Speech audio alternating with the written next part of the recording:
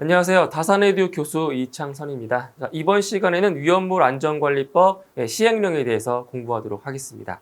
자, 그럼 먼저 위험물 안전관리법 시행령 중에서 첫 번째 제조소 등의 설치 및 변경의 허가에 대한 내용입니다. 자, 제조소 등의 설치 허가 또는 변경 허가를 받으려는 자는 설치 허가 또는 변경 허가 신청서에 행정안전부령으로 정하는 서류를 첨부하여 누구에게 제출한다? 그죠? 시도지사에게 제출해야 된다. 이건 앞에서 설명드렸던 내용입니다. 그래서 제조소 등의 설치 허가를 받을 때는 바로 시도지사에게 제출한다고 했습니다. 자, 그리고 이제 탱크 안전 성능 검사의 대상이 되는 탱크 등에 대한 사항입니다.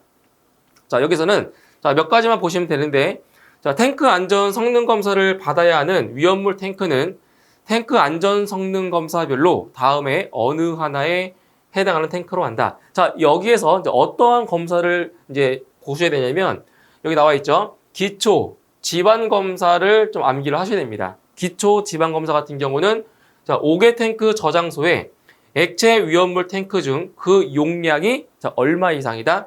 네, 100만 리터 이상인 탱크다. 이걸 기억하셔야 됩니다. 그래서 기초 지방 검사 같은 경우는 용량이 100만 리터 이상 이 값을 기억을 해주시면 되고요. 그다음 충수, 수압 검사 같은 경우는 액체 위험물을 저장 또는 취급하는 탱크 이러한 경우는 충수 또는 여기 수압 검사를 하게 되어 있다는 거죠. 자, 그리고 이제 제외 대상 같은 경우는 한번 눈으로 보시면 됩니다. 제외 대상을 읽어 보시고 넘어가시면 되고요. 자, 그리고 용접부 검사 같은 경우는 5개 탱크 저장소의 액체 위험물 탱크 중 그 용량이 100만 리터 이상인 탱크. 그래서 여기 보시게 되면은 기초 지방 검사와 그리고 용접부 검사의 그 탱크가 동일합니다. 그렇죠? 용량이 100만 리터 이상인 탱크 동일하고요. 그다음 안반 탱크 검사 같은 경우는 액체 위험물을 저장 또는 취급하는 안반 내의 공간을 이용한 탱크. 이 정도 보시면 되겠습니다. 자, 그 다음 완공검사의 신청 등에 대한 사항입니다. 자, 일단 제조소 등에 대한 완공검사를 받고자 하는 자는 이를 누구에게 신청한다? 바로 시도지사에게 신청한다고 했습니다. 이것도 앞에서 설명을 드렸던 내용이고요.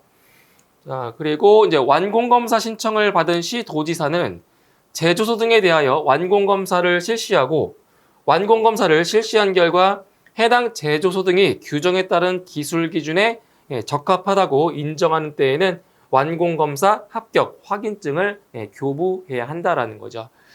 자, 그리고 이제 네 번째 내용을 보시면 완공검사 합격 확인증을 잃어버려 재교부를 받은 자는 잃어버린 완공검사 합격 확인증을 발견하는 경우에는 이를 며칠 이내에 이를 10일 이내에 그렇죠? 10일 이내에 완공검사 합격 확인증을 재교부한 누구에게 그렇죠. 시도지사에게 제출을 해야 되는 거죠. 그러니까 반납을 하는 겁니다. 다시 찾았을 때 10일 이내에 반납을 해야 된다는 겁니다. 그 다음 내용 보실게요. 자, 1인의 안전관리자를 중복하여 선임할 수 있는 경우입니다. 자, 여기 같은 경우는 두 가지 정도 시험에 나온 적이 있었는데 일단 이게 그 위험물 안전관리자 한 명의 위험물 안전관리자를 중복해서 선임할 수 있는 경우에 대한 내용입니다. 자, 첫 번째 내용을 보시면 보일러 버너 또는 이와 비슷한 것으로서 위험물을 소비하는 장치로 이루어진 이런 것들이 7개 이하인데 이게 시험에는 나오지 않았었지만 이제 앞으로도 나올 수 있는 가능성이 있는 그러한 내용입니다. 그래서 7개 이하의 일반 취급소와 그 일반 취급소에 공급하기 위한 위험물을 저장하는 저장소를 동일인이 설치한 경우. 그래서 요 7개 이하 이런 것들도 한번 같이 눈여겨 보셔야 되겠습니다. 자, 그다음 위험물을 차량에 고정된 탱크 또는 운반 용기에 옮겨 담기 위한 이런 것도 마찬가지죠. 5개 이하. 5개 이하의 일반 취급소와 그 일반 취급소에 공급하기 위한 위험물을 저장하는 저장소를 동일인이 설치한 경우. 여기도 5개 이하 값을 보시면 되고요. 자, 그 다음 세 번째 내용은 시험에 출제가 된 적이 있었습니다. 자, 동일구 내에 있거나 상호, 여기죠, 100m. 상호 100m 이내의 거리에 있는 저장소로서 저장소의 규모, 저장하는 위험물의 종류 등을 고려하여 행정안전부령이 정하는 저장소를 동일인이 설치한 경우. 시험에 나왔었던 거니까 꼭 암기를 해주시고요. 자, 그다음 네 번째. 자, 다음의 기준에 모두 적합한, 자, 이것도 마찬가지죠. 5개 이하의 제조소 등을 동일인이 설치한 경우. 자, 각 제조소 등이 동일구 내에 위치하거나, 여기도 마찬가지 상호 100m, 상호 100m 이내의 거리에 있을 것. 그리고 각 제조소 등에서 저장 또는 취급하는 위험물의 최대 수량이 지정 수량의 3,000배 미만일 것. 단 저장소의 경우에는 그렇지 않다. 그래서 여기 보시면 요 100m 이내라는 것과 그리고 이제 지정 수량의 요 3,000배 미만이다. 요게 이제 빈칸 괄호를 해놓고 채워주는 문제가 출제가 되고 있습니다. 그래서 100m 이내 그리고 3,000배 미만이라는 값 기억을 해주시면 되겠습니다. 자, 그다음 이제 탱크 시험자의 등록 기준에 대한 사항입니다. 자, 탱크 시험자로 등록하고자 하는 자는 등록 신청서에 행정안전부령이 정하는 서류를 첨부하여 바로 시도지사에게 제출을 한다는 거죠. 그래서 탱크 시험자로 등록하기 위해서는 시도지사에게 이제 등록을 한다는 얘기입니다. 자, 그다음 시도지사는 등록 신청을 접수한 경우에 다음에 어느 하나에 해당하는 경우를 제외하고는 등록을 해줘야 한다. 그래서 여기 있는 이 세 가지 같은 경우는 바로 등록을 해주지 않아도 되는 경우가 되겠습니다. 자, 기술 능력, 시설 및 장비 기준을 갖추지 못한 경우, 등록을 신청한 자가 탱크 시험자 등록 결격 사유 중 어느 하나에 해당하는 경우, 그리고 그 밖에 법, 이영 또는 다른 법령에 따른 제한에 위반되는 경우, 이러한 경우에 대해서는 등록을 해주지 않아도 되는 경우가 되겠습니다. 자, 그 다음 이제 관계인이 예방 규정을 정해야 할 제조소 등입니다. 자, 이 부분은 시험에 상당히 자주 나오는 내용입니다. 꼭 기억을 해주시는데, 자, 어떤 내용을 암기를 해주시냐면, 여기 나와 있는 거 있죠. 10배 이상, 100배 이상, 이런 값이 있어요. 몇 배 이상인지.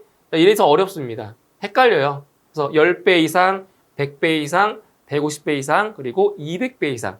자, 그럼 이거 어떻게 암기를 하시냐면, 같이 매치를 시켜줘야 돼요. 매치. 그러니까 지정 수량의 10배 이상의 위험물을 저장하는 제조소. 그러니까 제조소 같은 경우는 10배 이상. 이렇게 같이 매치를 시켜서 암기를 해주셔야 돼요. 그리고 지정 수량의 100배 이상의 위험물을 저장하는 5개 저장소. 그래서 5개 저장소를 100배 이상이고요. 그 다음 지정 수량의 150배 이상의 위험물을 저장하는 옥내 저장소. 옥내 저장소. 그리고 지정 수량의 200배 이상의 위험물을 저장하는 5개 탱크 저장소. 이렇게 매치시켜서 암기를 하셔야 됩니다. 단순히 이 배수만 암기하실 것이 아니라 매치를 잘 시켜주셔야 돼요. 자, 그리고 시험에 나왔었던 게 이제 이송 취급소. 이런 것도 나온 적이 있었죠. 이송 취급소. 그리고 지정 수량의 10배 이상의 위험물을 취급하는 일반 취급소. 이 정도까지 좀 암기를 해주시면 되겠습니다. 그 나머지 내용들은 한번 읽어보시면 되고요. 제가 체크해드린 부분 꼭 암기를 해주시면 되겠습니다. 자, 그 다음 정기점검의 대상인 제조소 등입니다. 자, 이게 좀 전에 했었던 거 있죠. 예방 규정을 정해야 할 제조소 등과 유사하기 때문에 헷갈려요. 여기 잘 보세요. 자, 지정 수량의 10배 이상의 위험물을 취급하는 제조소가 있고요. 그 다음에 이제 시험에 나왔었던 게 지정 수량의 200배 이상의 위험물을 저장하는 5개 탱크 저장소. 그리고 이송 취급소. 이렇게 돼 있죠. 그 다음에 또 있어요, 밑에. 지하 탱크 저장소도 있고요. 이동 탱크 저장소도 있습니다. 이것은 정기 점검을 받아야 되는 그러한 제조소 등이라고 보시면 되겠습니다. 정기 점검이에요. 그러니까 여기에 있는 내용은 예방 규정을 정해야 되는 것. 이쪽에 있는 것은 정기 점검을 받아야 되는 그러한 대상이라고 보시면 되겠습니다. 자, 그 다음 이제 정기 검사입니다. 자, 아까 했던 건 정기 점검이고요. 여기는 정기 검사예요. 그래서 정기 검사의 대상인 제조소 등 같은 경우는 한 가지만 기억하시면 되는데, 자, 액체 위험물을 저장 또는 취급하는 이 용량을 기억하시면 됩니다. 50만 리터 이상의 5개 탱크 저장소다. 50만 리터 이상을 기억하세요. 그래서 정기 검사를 받아야 되는 그러한 제조소 등은 바로 액체 위험물을 저장 또는 취급하는 50만 리터 이상의 5개 탱크 저장소라는 거, 이 용량을 기억하시면 되겠습니다. 자, 그 다음 운송 책임자의 감독, 지원을 받아 운송해야 하는 위험물이 나와 있죠. 자, 여기서는 두 가지 위험물을 기억을 하시면 되겠습니다. 자, 운송 책임자의 감독과 지원을 받아서 바로 운송해야 하는 위험물 두 가지, 바로 알킬 알루미늄, 요 암기하셔야 돼요. 알킬 알루미늄과 그리고 알킬 리튬, 두 가지 위험물을 암기해 주시면 되겠습니다. 그리고 알킬 알루미늄 또는 알킬 리튬을 함유한 위험물 같은 경우에도 바로 운송 책임자의 감독 지원을 받아야 되는 그러한 위험물이라고 볼 수 있습니다. 두 가지 꼭 기억하세요. 자, 그 다음 안전교육 대상자입니다. 자, 이것은 우리가 지난 시간에 한번 언급을 해드린 적이 있는데, 자, 안전교육을 받아야 되는 그러한 대상자가 지금 네 가지가 있습니다. 네 가지. 먼저 안전관리자로 선임된 자. 그러니까 이거는 이제 위험물 안전관리자로 선임된 자를 말하는 거죠. 위험물 안전관리자. 자, 그리고 탱크 시험자. 탱크 시험자의 기술 인력으로 종사하는 자. 의무적으로 교육받아야 돼요. 안전교육을. 그 다음 위험물 운반자로 종사하는 자. 그리고 위험물 운송자로 종사하는 자. 전부 다 안전교육을 받아야 되는 그러한 대상이라고 볼 수 있습니다. 꼭 암기를 해주셔야 돼요. 자, 그 다음 이제 권한의 위임인데, 여기서 이제 권한의 위임 같은 경우는 크게 중요한 내용이 없기 때문에 이것도 한번 읽고 가볍게 넘어가시면 되는 내용이 되겠습니다. 자, 다음은 업무의 위탁에 대한 사항입니다. 자, 일단 소방청장은 안전교육을 자, 다음의 구분에 따라 자, 어디에 위탁을 할 수가 있냐? 바로 한국소방안전원 또는 한국소방산업기술원에 위탁을 한다는 거죠. 자, 그럼 이때 자, 어떠한 사람들이 이제 한국소방안전원에서 교육을 받는지, 그리고 어떠한 사람들이 한국소방산업기술원에서 안전교육을 받는지 이제 구분이 되어 있습니다. 자, 보시면 안전관리자로 선임된 자, 위험물 운반자 및 위험물 운송자로 자, 종사하는 자에 대한 안전교육은 바로 한국소방안전원에서 안전교육을 받게 되어 있고요. 그리고 탱크 시험자의 기술 인력으로 종사하는 자에 대한 안전교육은 바로 한국소방산업기술원에서 교육을 받을 수 있습니다. 자, 그리고 이제 시도지사 같은 경우는 자, 다음의 업무를 어디에? 한국소방산업기술원에 위탁을 한다는 겁니다. 시도지사가 자, 다음의 업무를 한국소방산업기술원에 위탁을 하는데, 자, 어떠한 내용이냐면 탱크 안전 성능 검사 중 다음의 탱크에 대한 탱크 안전 성능 검사입니다. 자, 어떠한 검사냐면 자, 용량이 100만 리터 이상인 액체 위험물을 저장하는 탱크에 대한 탱크 안전 성능 검사고요. 그리고 이제 안반 탱크의 탱크 안전 성능 검사를 이제 한국소방산업기술원에서 위탁해서 이제 검사를 한다는 얘기입니다. 자, 그 다음 완공 검사 중에서 다음에 완공 검사입니다. 자, 여기서 수치를 좀 기억을 하셔야 되겠죠. 자, 지정 수량의 3,000배 이상의 위험물을 취급하는 제조소 또는 일반 취급소의 설치 또는 변경에 따른 완공 검사가 있고요. 자, 3,000배 이상 암기하셔야 됩니다. 자, 그리고 5개 탱크 저장소인데 저장 용량이 얼마 이상이냐? 50만 리터 이상인 것만 해당이 되는 거예요. 저장 용량이 50만 리터 이상인 5개 탱크 저장소 또는 안반 탱크 저장소의 설치 또는 변경에 따른 완공 검사. 자, 이러한 사항에 대해서 한국소방산업기술원에서 업무를 위탁 받아서 할 수 있다는 겁니다. 자, 이제 그 다음 내용 보실게요. 자, 여기는 이제 위험물 및 지정 수량입니다. 자, 위험물 같은 경우는 크게 6가지로 분류를 하고 있죠. 제16 위험물부터 제66 위험물까지 6가지로 분류하고 있는데, 자, 여기에서는 이제 어떠한 사항들을 아셔야 되냐면, 자, 각 위험물별로 위험물의 성질도 알고 계셔야 되는 거고요. 그리고 각 위험물에 어떠한 위험물이 들어있는지, 그리고 그 위험물의 지정 수량까지 암기를 해야 됩니다. 그래서 이 부분이 상당히 중요한 부분이면서 암기할 내용이 많습니다. 시험에 잘 나오는 부분이에요. 자, 하나씩 볼게요. 먼저 제16 위험물 같은 경우는 성질이 산화성 고체죠. 산화성 고체입니다. 제16 위험물. 자, 대표적인 거 몇 개만 짚어볼게요. 자, 먼저 아염소산 염류가 있고요. 그 다음에 브롬산 염류, 그 다음에 중크롬산 염류, 그리고 염소산 염류, 무기과산화물, 질산 염류. 자, 이게 대표적인 이제 제16 위험물인데, 자, 이 명칭에서, 이 품명에서, 자, 좀 공통점이 보이죠, 공통점. 마지막에 끝나는 부분이 무슨 염류, 그쵸? 자, 염류로 끝나요, 염류로. 이렇게 염류로 끝나는 것들은 대부분 전부 다 제16 위험물이라고 보시면 됩니다. 무슨 염류. 그럼 이건 제16 위험물인 거예요. 자, 그리고 이 품명에 따른 지정 수량까지 물어보는 문제가 출제가 되고 있습니다. 그래서 대표적인 게 이제 브롬산 염류 같은 경우는 지정 수량이 300kg이죠. 300kg. 그리고 중크롬산 염류 같은 경우는 1000kg. 이렇게 해서 품명과 그 품명에 따른 지정 수량까지 같이 암기하셔야 됩니다. 그래서 어려운 거예요. 어려워요. 자, 그 다음 제2류 위험물 같은 경우는 성질이 가연성 고체죠. 가연성 고체에 해당이 되고요. 자, 대표적인 품명에는 뭐가 있냐? 황화림, 유황, 그리고 인화성 고체, 철분, 그리고 마그네슘. 그러니까 제가 지금 설명드린 부분은 시험에 한 번 이상씩은 다 나왔던 그런 내용들인 거예요. 자, 그리고 이제 지정 수량 같은 경우는 황화린이 100kg, 유황이 100kg, 그리고 인화성 고체 1000kg, 그리고 철분 500kg. 이 정도 나온 적이 있었죠. 기억하시고요. 자, 그 다음 제3류 위험물 같은 경우는 자, 자연 발화성 물질 및 금수성 물질에 해당이 됩니다. 자연 발화성 및 금수성 물질. 자, 대표적인 이제 품명이 뭐가 있냐? 칼륨이 있고요. 알키랄루미늄, 그다음에 황린, 그다음에 여기 보시면 알칼리 토금속. 이 정도 대표적인 품명이 있고요.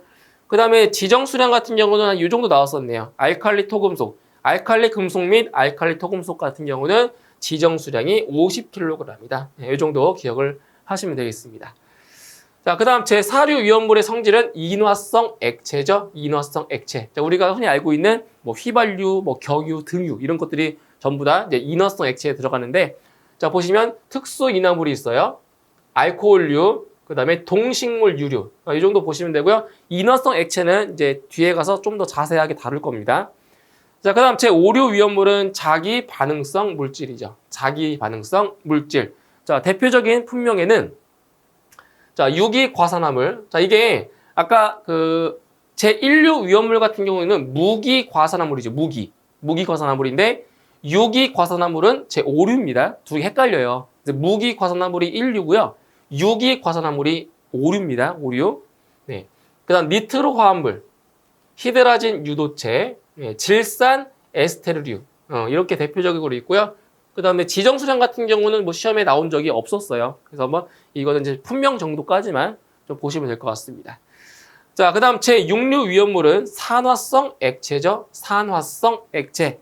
자, 대표적인 품명에는 과염소산, 질산, 그리고 과산화수소 이런 것들이 대표적인 제6류 위험물이라고 볼 수 있습니다. 자, 그리고 이제 지정 수량 같은 경우는 과염소산이 지정 수량 300kg 이 정도. 그래서 여기 위험물 및 지정 수량에 대한 요 내용이 있죠. 상당히 중요한 부분이기 때문에 여기에 시간을 많이 투자하셔서 꼭 많이 암기를 하셔야 되겠습니다. 중요한 부분입니다. 자, 그리고 이제 아까 그 위험물 중에서 제4류 위험물, 즉 인화성 액체를 제가 조금 더 자세히 다룬다고 했죠. 자, 여기 나와 있는 표입니다. 자, 제4류 위험물은 이제 인화성 액체인데, 자, 품명이 이제 무엇이 있었어요? 품명? 특수 인화물 있었죠, 아까. 그 다음에 동식물 유류도 있었고요. 자, 그리고 알코올류도 있어요.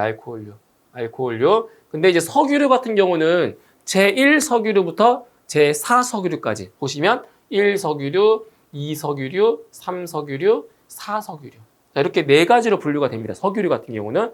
그런데 여기서 이 석유류는 어떠한 기준으로 자, 석유류를 분류를 하냐? 바로 여기 나와 있는 인화점에 따라서 석유류를 분류하는 겁니다. 그래서 제1석유류 같은 경우는 21도씨 미만입니다. 인화점이. 그리고 이제 제2석유류는 21도에서 70도. 그리고 제3석유류는 70도에서 200도 미만. 그리고 제4석유류는 200도에서 250도 미만. 그래서 인화점을 기준으로 석유류가 분류가 되는 겁니다.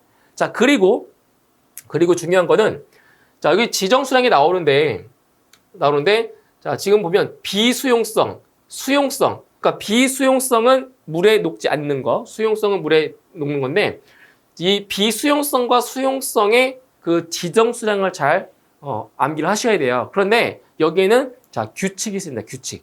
자, 어떤 규칙이냐면, 지금 수용성이 비수용성의 몇 배예요?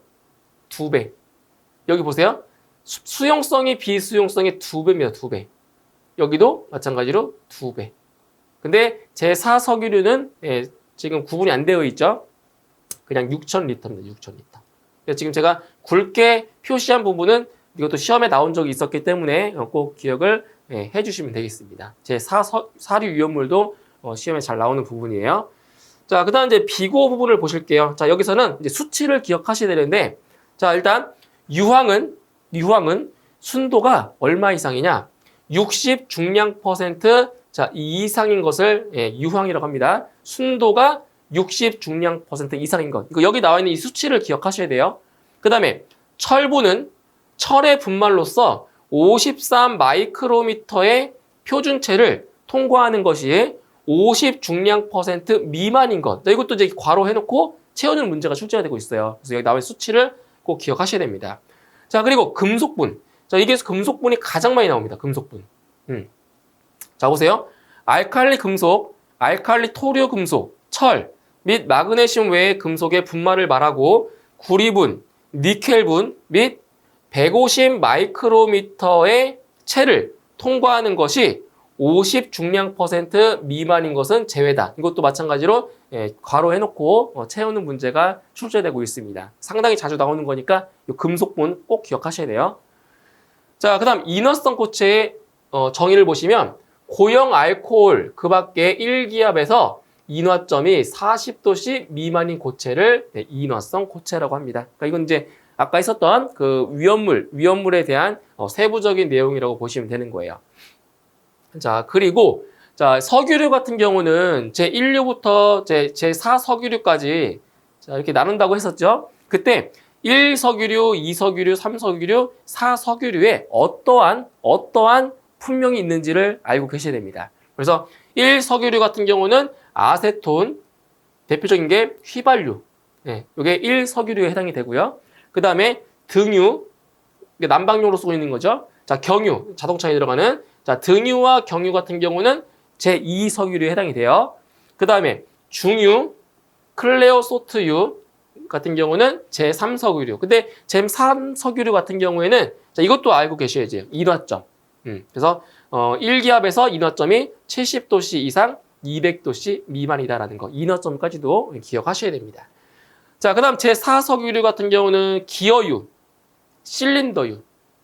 그러니까 어떤 기계에 들어가는 기름을 말하는 거죠. 그런 것들은 전부 다 제4석유류라고 보시면 되겠어요. 자, 그 다음 이제 과산화수소 같은 경우는 농도가 36 중량 % 이상인 것. 이것도 이 수치를 기억을 해주시면 되겠습니다. 이게 이제 오답으로 이제 출제가 되고 있기 때문에 이 수치들 제가 강조해드린 부분 있죠. 그걸 좀 위주로 공부하시면 되겠습니다.